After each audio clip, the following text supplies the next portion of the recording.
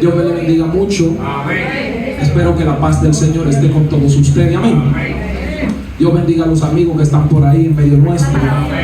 Dios bendiga a los que nos visitan y los que son de la casa. Amén. Dios bendiga al que predica, al que tiene ministerio, a todo el que está aquí. Dios le bendiga. Amén. Reciba un saludo de nuestra amada iglesia en el nombre de Jesús. Amén. Póngase de pie en esta noche. Aleluya. Y trasládese conmigo al libro de los Hechos, capítulo 7, versículo 49. Aleluya. Hechos 7:49. Mi hermano, soy casado por la gloria y la misericordia de nuestro Señor Jesucristo con una linda esposa. Está ya en casa, no pudo asistir en esta noche.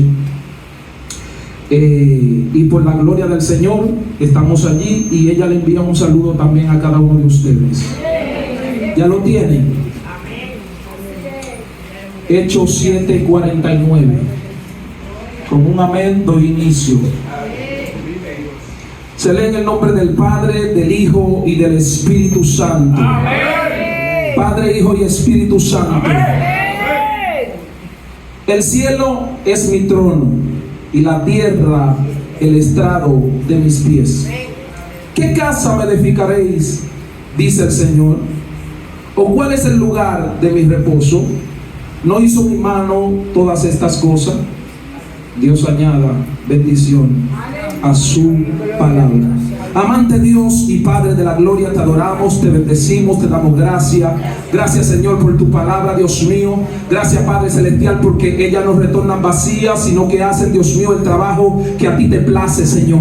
En esta noche, Dios mío, Padre celestial, contrarresto todo lo que puede impedir tu palabra en esta noche, en este lugar. Espíritu Santo de Dios, entendemos, Dios mío, Padre celestial, que sin ti, Espíritu Santo, no podemos hacer nada. Sin ti, Espíritu Santo, Dios de gloria, procede de ti la palabra de nuestro Señor Jesucristo. Espíritu Santo, yo te pido, Dios mío, que tú tomes el dominio, tome el control, oh Dios de gloria, de todo lo que vamos a hacer en esta noche, sea dirigido por tu presencia. Ata todo espíritu contrario, todo babalao que quiere impedir que la palabra salgan, todo espíritu de enviación enviado, Dios mío, para que las vidas y las almas que están aquí no sean edificadas, en el nombre santo de Jesús. Espíritu Santo de Dios, yo no soy nada sin ti, Espíritu Santo de Dios. Espíritu Santo de Dios, simplemente una vasija soy aquí, Dios de gloria, en medio de tu siervo, en medio de tu pueblo, Dios mío, Padre celestial. Permite que esos corazones sean edificados para gloria de tu nombre, en el nombre santo de Jesús. Padre, en el nombre santo de Jesús, yo te pido, Dios mío, que no a nosotros, Dios mío, sino a ti, Dios de gloria, te vamos a dar la gloria, en el nombre santo de Cristo Jesús. Aleluya. No puede sentarse en esta noche. Aleluya. Me gusta hacerlo breve. Aleluya. Empezar con la palabra del Señor, ya que es una encomienda y una responsabilidad de seriedad, hermano. Amén. Esto es algo muy santo y es algo de muy seriedad. Aleluya. Y siempre que voy a predicar me siento compungido. ¿Por qué? Porque vamos a hablar de la palabra del Todopoderoso. No vamos a hablar palabra de hombres, sino palabras que están puestas aquí por el Señor Jesucristo, para que la vida tengan vidas eternas, para que en su corazón haya agua de vida eterna, como el Señor Jesucristo le dijo a la samaritana. Aleluya. Yo quiero que en esta noche usted le diga al hermano que está a su lado: yo soy el arca. Dígale, yo soy el arca. Estaba en mi casa y le decía al Señor: Señor, pero ¿qué tú quieres hablar con tu pueblo? ¿Qué tú quieres decirle a tu pueblo? Porque si una cosa tengo por entendido, de que todo el que lleva la palabra del Señor debe de consultar a Jehová antes de darle una palabra al pueblo. Esto fue lo que se estableció desde el principio, cuando el Señor llamó a Moisés. Vemos en la palabra que el Señor le dice, que Moisés, le dice a su pueblo que Dios levantaría profeta semejante a él en el pueblo, para que ellos oyeran la voz de los profetas y siguieran lo que Dios había hablado por boca de los profetas. Y quiero connotar algo en este mensaje, en esta noche, que si el Espíritu Santo de Dios le place, vamos a distribuir a cada uno de ustedes en esta noche. Yo quiero darle a entender algo. Yo soy el arca. Para hablar del arca no nos tenemos que trasladar hacia el principio, donde inició todo, donde vemos que el Señor alma en el jardín del Edén una pareja que usted entenderá. Adán y Eva estaban allí. El Señor los forma del barro y forma una morada para que ellos estén. Hablando del jardín del Edén, allí había una morada donde ellos estaban. ¿Qué pasa en esa morada? Dios se paseaba y de tiempo en tiempo llegaba a ver dónde estaba el hombre y preguntaba por el hombre. Vemos en el Génesis, si usted puede leer allí y ver la palabra del Señor, que el Señor iba y preguntaba y indagaba dónde estaba Adán, porque cuando Adán había fallado al Señor y desobedeció, podemos ver que cuando el Señor se presenta buscando a Adán, Adán se esconde por la desobediencia que él había acatado para él. O sea, había desobedecido a Dios y se escondió por causa de la vergüenza de no haber obedecido a Dios. Aleluya.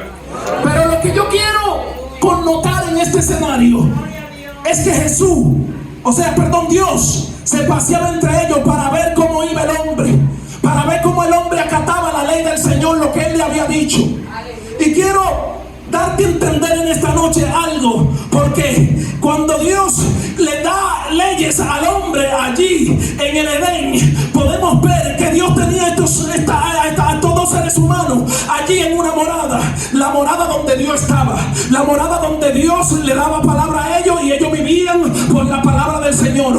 Podemos ver que habían árboles allí, el cual le servían de alimento, y esto es lo que Dios le dice al hombre. Le dice no tocar el árbol de la ciencia del bien y del mal, pero el hombre desobedece y lo toca. Quiero connotar allí algo muy fuerte. ¿Por qué? Porque allí se encontraba el árbol de la vida. Porque el diablo no tentó al hombre para que tocara el árbol de la vida. Porque el diablo no le hizo entender al hombre que tocara este árbol. Porque donde se encontraba el mar era donde no había ley, era donde Dios puso una ordenanza de que no desobedeciera lo que Dios había dicho. O sea que el hombre tocó aquel árbol en transgresión contra Dios.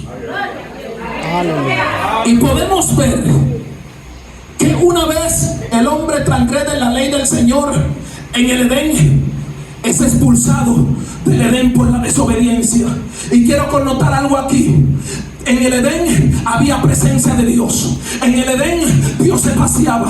En el Edén Dios bendecía a lo que había creado. En el Edén había palabra de Dios. El hombre no estaba solo. Había fuerza, tenía fuerza, esperanza. Dirigía todo, era el Señor de todas las cosas. Pero quiero connotar algo. Cuando el hombre peca y sale de la gracia del Señor y sale de donde Dios se pasea, entonces comienza a haber pecado, desobediencia. Lo primero que acontece es que Caín mata a su hermano. Comienza a haber maldad en la tierra. Se salieron de la presencia del Señor. Ya no estaban en la morada de Dios. Ya no estaban donde Dios hablaba. Ya no estaban donde Dios lo dirigía. Por causa del pecado seguían la concupiscencia que había en sus corazones. La maldad que tenían, eso seguían. ¿Sabe algo?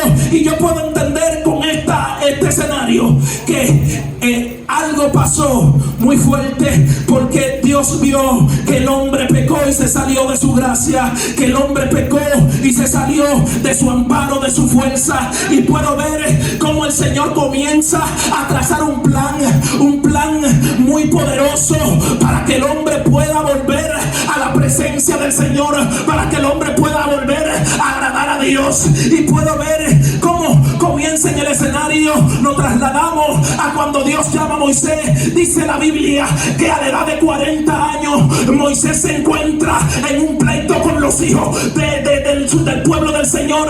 Había un egipcio y había un hebreo, un judío, como usted quiera entenderlo, que estaba peleando contra un egipcio. Y podemos ver que Moisés despierta a los 40 años. El llamado de Dios despierta en él a los 40 años y comienza a interceder por su pueblo, y comienza a interceder por el pueblo, por el propósito que Dios había puesto en su corazón.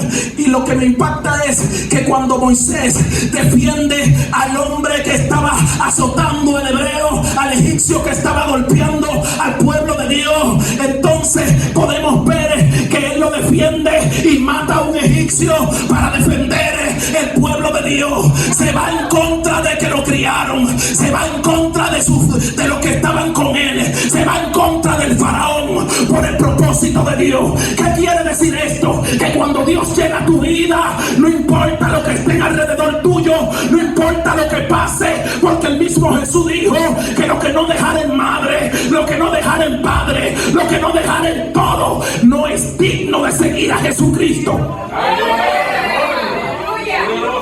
¿Sabes? Y yo me pongo a analizar. Moisés defiende al Egipto, al hebreo, y Moisés se da una vuelta, y cuando se da una vuelta entonces encuentra peleando a dos hermanos del mismo pueblo. Una connotación que voy a hacer en este escenario es que cuando los dos hebreos estaban peleando, Moisés trata de traer la paz en medio de ellos, pero ellos no le hacen caso, y no simplemente eso, sino que acuden a él con contraversión y le dicen: ¿acaso eres tú gobernador de nuestro pueblo? ¿Acaso eres tú rey de nuestro pueblo? ¿Acaso eres tú? Y comienzan a hacerle, más bien a darle a entender: no fuiste tú el que mataste al egipcio. Y comienzan entonces a traer a colación algo que por culpa de ellos él se metió a defenderlo. Esto está pasando en este tiempo. No se sabe a lo que llaman, hermano, quién está sirviendo de piedra de tropiezo contra su propio pueblo. Levántate. Dios no te llamó a que sea de tropiezo contra tu propio hermano. Dios te llamó a que sea de bendición para ellos. Incluso Jesús vino y lo cambió y dijo: el que no bendijera a sus enemigos no es digno de llevar este evangelio. Él nos mandó a que amáramos a nuestros enemigos. Y eso es lo que estaba pasando allí. La gracia del Señor, el pueblo de Dios lo había perdido. La había perdido porque se habían desobedecido. Si usted se fija, 75 personas entraron al pueblo de Egipto por una hambruna que hubo, y el pueblo del Señor allí aconteció todo lo que Dios había hablado, se multiplicó. Y me da un impacto ver cómo a los 40 años Moisés salió huyendo por culpa de matar a un egipcio, por culpa de defender a un pueblo de Dios, por culpa. Y eso está aconteciendo en muchas iglesias hoy en día, que están matando a los que tienen el propósito y tienen que salir huyendo. Pero déjame decirte, si saliste huyendo, estás en el desierto y te vas a topar con la salsa que arde, te vas a topar con la presencia del Señor, y vas a tener que volver para representar al Dios de los cielos en la tierra. Era necesario que Moisés fuera vituperado, fuera calumniado por sus hermanos, porque si Moisés no era calumniado por sus hermanos, él no llega al desierto. ¿Sabe algo? Me da a entender, dice la palabra del Señor, que a los 40 años Moisés se traslada al desierto, y allí en el desierto se topa con aquella salsa que ardía, y que entonces la salsa le declaró lo mismo que sus enemigos, el pueblo de Dios que era enemigo de él, comenzó a decirle. ¿Sabe qué le declaró la salsa? Lo mismo que el hebreo le dijo: tú serás gobernador de mi pueblo, tú serás rey sobre mi pueblo, tú dirigirás, tú serás juez sobre mi pueblo, y tú lo vas a dirigir. Esta misma palabra le dijo, y esto es lo que yo vengo hoy en esta noche a traerte. Hay palabras que te traen a ti algo de incógnita, algo que tú dirás: ¿dónde estoy? ¿En qué lugar estoy parado? Porque son las palabras son como contra el tiempo, son como contra ti, y tú dirás: pero caramba, ¿qué es lo que está sucediendo? ¿Qué es lo que está aconteciendo? Porque Moisés le preguntó al Señor: ¿y cómo yo voy a ser gobernador del pueblo? Si yo estoy en este desierto por causa de esa misma palabra, si yo estoy en este desierto por causa de que alguien dijo que ¿acaso seré yo gobernador de ellos? Entiéndase algo, el proceso de Moisés tenía que ser de esta manera para que se chocara con la presencia del Señor. Hay momentos, calumnia, hay problemas que se levantan alrededor tuyo, pero sin esa calumnia tú no vas a ver a Dios. Sin esa calumnia tú no vas a tener deseo de buscar a Dios. Sin ese problema tú no vas a tener esa altivez de irte en oración. ¿Por qué? Porque estas son las cosas que forjan al hombre. Estas son las cosas que le dan vivencia al hombre, para que entienda que cuando Dios te ponga en medio del pueblo, nada te mueva, nada te que sacude. ¿Por qué los líderes? ¿Por qué los líderes aguantan tanto tiempo de pie en un pueblo tan de dura servicio? Porque Dios lo prepara. Si Dios no lo preparara, soltarán esto. Este es el proceso. Y quiero que con esta, entiéndase algo, allí se forja la presencia del Señor. Dios le habla a Moisés: yo estaré contigo, yo andaré contigo y tú dirigirás al pueblo. Quiero connotar esto aquí porque la presencia del Señor comienza a andar con Moisés. El pueblo no tenía la presencia de Dios. Habían millones de judíos, de hebreos allí, y ninguno portaba la presencia del Señor hasta que Moisés llegó. Moisés fue que le dio orden a todas las cosas. ¿Qué te estoy diciendo con esto? No se necesita multitudes para traer a Dios a la tierra. Se necesita un corazón que decida obedecer a Dios antes que a los hombres. Necesita una vida, un alma que entienda que Dios puede hacer proeza, que Dios no necesita una multitud para Él venir a la tierra y ordenar su pueblo. ¡Gloria! ¡Aleluya! ¡Gloria! La presencia del Señor comienza a andar con Moisés. Y usted sabe la historia. Moisés comienza a hacer señales. Dios le da el poder y la autoridad de hacer todas estas señales y prodigios para que el pueblo incrédulo creyera que Él era el gobernador de su pueblo. Y como vemos aquí, entonces Moisés, en obediencia a Dios, comienza a manifestar al gran yo soy en la vida de cada uno de los de su pueblo. Y comenzaron entonces a creer en el llamado de Moisés. Hay momentos que va a ser duro para tu vida porque nadie cree en tu llamado. Hay momentos de menosprecios en tu vida que quizá nadie cree que tú portas algo de Dios. Pero te tengo noticia en esta noche. Te tengo noticia. Aunque muchos te desprecien, Dios ha fijado tu mirada en ti. Aunque muchos te ignoren, Dios ha puesto su mirada en ti porque tú portas algo de Dios. Nadie vino a la tierra sin propósito. Nadie vino a la tierra para que no sea morada de Dios en la tierra. Todo el que está en la tierra es porque tiene un altar dentro de su corazón que debe ser llenado por la presencia del Espíritu Santo de Dios. ¿Sabe? Cuando Moisés comienza a andar con el pueblo de Dios en el desierto, puedo ver como la presencia del Señor se le aparece a Moisés en varios escenarios para guiar el pueblo. Usted conoce la historia. Allí Moisés recibe las ordenanzas para guiar a un pueblo muy rebelde que de Moisés se desaparecía. Querían volver a hacer lo que hacían en Egipto. Esto que te voy a decir en esta noche es para que tú entiendas. Tú debes de entender, hacer, estar recto y firme delante del Dios del cielo, a que nada te mueva. Aprende de Josué y de Caleb, que siempre estuvieron al lado de líderes llenos del Espíritu Santo de Dios, para que no se movieran. Aunque otros tenían una palabra negativa en su vida, ellos tenían una palabra positiva en su vida, porque sabían cómo Dios obraba. ¿Sabe algo? Yo puedo ver que cuando la presencia del Señor comienza a moverse en el pueblo de Dios, Dios prepara un escenario para el arca de Dios. Y vemos en el Antiguo Testamento cómo el arca del pacto comienza a ser cargada por hombres santificados, por hombres que apartaban su vida para solamente vivir para Dios. Esta gente se santificaban para cargar el arca del Señor. Esta gente se santificaban para poder andar con el arca del pacto. Era una ley para ellos estar santificados antes de mover el arca, y aún estando santificados tenían que volverlo a hacer por si acaso. Connotación aquí: para cargar la presencia de Dios hay que estar en santidad.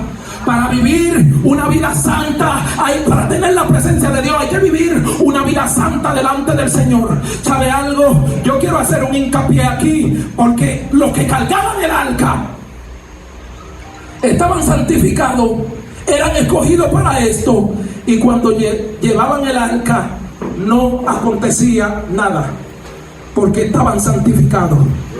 O sea, la presencia del Señor no arremetía contra ellos, porque estaban santificados, habían obedecido la ordenanza del Señor. Pero cuando Moisés deja al pueblo del Señor y y Josué se encarga de llevar al pueblo a la tierra prometida. Dice la Biblia que Josué muere a los 40 años. Y yo me pongo a pensar y me puse a escudriñar con el Espíritu Santo de Dios, ¿por qué tanto 40? Y me di cuenta de que en el diluvio, para la redención de todos los pecadores y de la maldad, duró 40 días lloviendo, 40 años, perdón. Y cuando usted se puede dar cuenta que cuando ellos fueron redimidos, la tierra fue redimida por aquel gran diluvio, de la maldad fue quitada de la tierra. Yo puedo darme cuenta que el mismo Moisés va al monte y ayuna 40 días. Y podemos ver que Jesús hace lo mismo y ayuna 40 días. Y podemos ver que cuando este escenario acontece, Josué también muere a los 40 años y el pueblo se queda sin juez en medio de Israel. Comienza a venir la maldad otra vez, comienza a venir la desobediencia otra vez en el pueblo del Señor. Dios comienza a levantar a alguien que portara la presencia del Señor. La presencia del Señor tenía que ser dirigida por un líder que entendiera y que supiera las leyes del Señor y que supiera qué había que hacer. ¿Sabe? Y me puedo dar cuenta de que cuando el Señor hace todas estas cosas en el pueblo de Israel, puedo darme cuenta en un escenario que aconteció. Podemos ver que dice la palabra del Señor que en una ocasión faltaba juez en Israel. Y dice la palabra del Señor que el Señor escoge a Samuel. Cuando el Señor escoge a Samuel, Elí estaba un poco ciego por causa de la vejez. Y ya él no podía ver lo que sus hijos practicaban. Había un desorden en el pueblo del Señor. Y podemos darnos cuenta que la presencia del Señor, el arca del pacto, estaba allí. Pero había un desorden en el pueblo de Dios. O sea, los hijos de Elí, dice la palabra del Señor, se llegaban a las mujeres que eran porteras en los atrios del Señor y hacían todas estas desobediencias, no andaban en las ordenanzas de Dios. Entonces, ¿qué sucede? Ellos, los filisteos, acampan en Afec en contra del pueblo de Dios. Y dice la palabra del Señor que los hijos de Elí acamparon en Ebenezer para hacerle frente al pueblo de los filisteos, por causa de que los filisteos habían arremetido contra el pueblo de Dios. Pero lo que me impacta era que ningún profeta había hablado. Nadie había dicho nada si iban a la guerra o no. Ellos tomaban una decisión simplemente porque ellos eran los hijos del sacerdote. Y quiero darle a entender algo, que cuando la presencia del Señor no está, hay que primero escuchar a Dios. Hay que escuchar a Dios antes. No te vayas, no toma una decisión precipitadamente sin antes consultar a Dios. ¿Sabe que eso te aconteció? Que cuando el pueblo de Dios fue en contra de los filisteos, dice la palabra del Señor que murieron casi todos porque estaban en desobediencia. La presencia del Señor no estaba con ellos. Aunque el arca del pacto estaba en el pueblo de Israel, la presencia de Dios no lo acompañaba. Y puedo darme cuenta de que cuando ellos fueron y vinieron de allá para acá, que vieron la muerte que había, dice la palabra del Señor que Elí escuchó esto en el otro escenario, cuando el arca del pacto de Dios ellos agarran, y como perdieron la batalla, agarran la arca del pacto y la llevan. Y dicen los filisteos que a causa de la bulla, a causa de los coros, a causa del gran júbilo que tenían, la tierra había temblado.